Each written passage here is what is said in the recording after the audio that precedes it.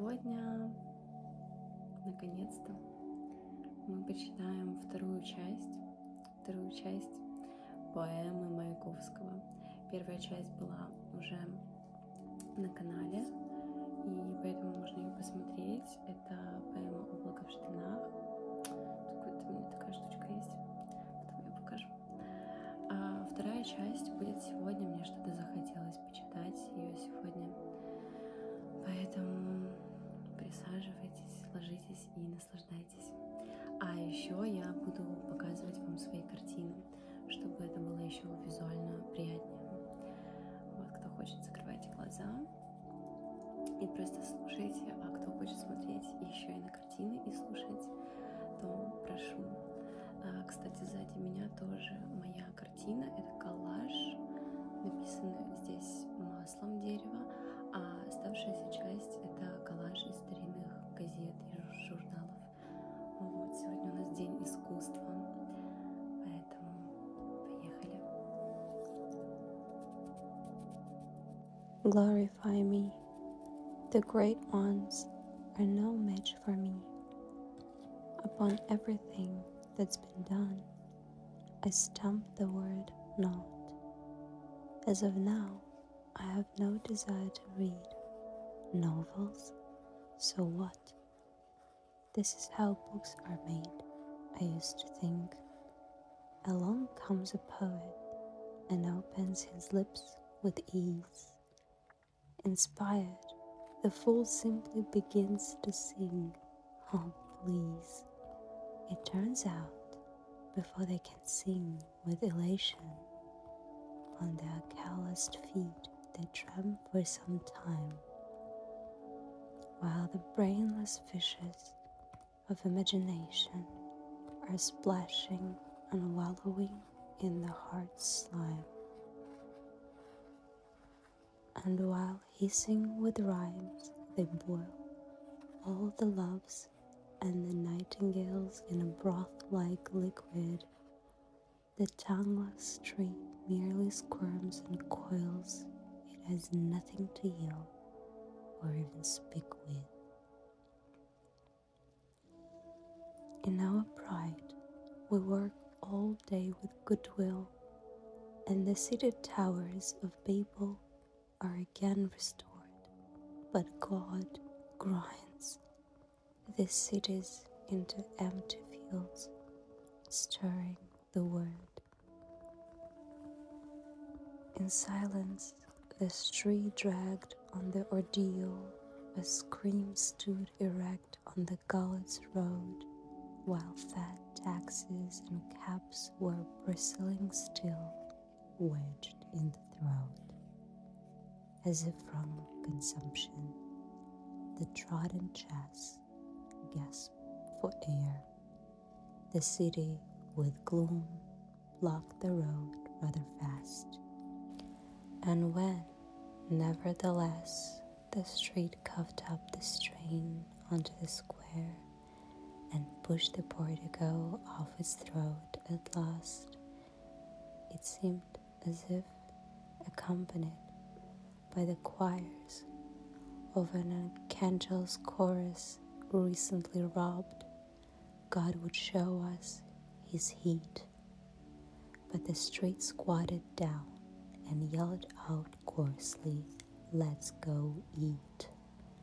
The crops and the croplets gather around to paint menacing brows on the city, while in the gorge corpses of words are scattered about, two live and thrive, swine, and another one, I believe, borscht, and poets, soaking in sobs and complaining, run from the street, resentful and sour.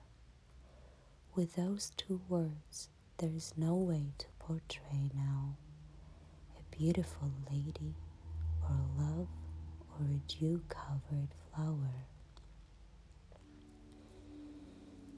And after the poets, thousands of others tempted, students, prostitutes, salesmen, gentlemen, stop.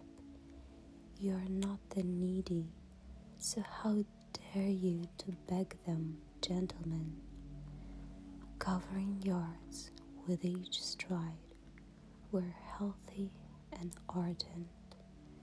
Don't listen to them, but thresh them instead, them who are stuck like a free add-on to each king-size bed.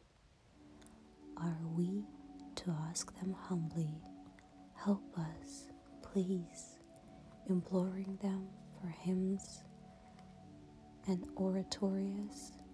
We are the creators with the burning hymns to the hum of the mills and laboratories. Why should I care about Faust in a fairy display of the fireworks loot? He's gliding with Mephistopheles on the parquet of galaxies. I know a nail in my boot is more frightening than Goethe's fantasies.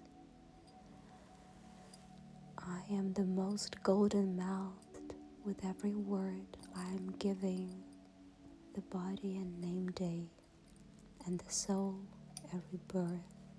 I assure you, the minutest speck of the living is worth more than all that I'll ever do on this earth. Listen, the present day Zarathustra, wet with sweat, is dashing around you and preaching here. We, with faces crumpled like a bedspread, with lips sagging like a chandelier. We, the leprous-seated detainees, where from filth and gold leprous sores were raised, were purer than the Venetian azure seas, washed by the sunshine's balmy rays. I spit on the fact that Homer and Ovid didn't create suit covered with pox, men like us all, but at the same time I know that the sun would fade if it looked at the golden fields of our souls. Muscles are surer than prayers to us. We won't pray for aid anymore. We, each of us, holds in his grasp the driving reins of the world. This led to Golgotha in the auditoriums of Petrograd, Moscow, Kiev, Odessa, and there wasn't one of you who wasn't imploring thus, crucify him, teach him a lesson. But to me, people, even those of you who were mean, to me you're dear and I love you with passion.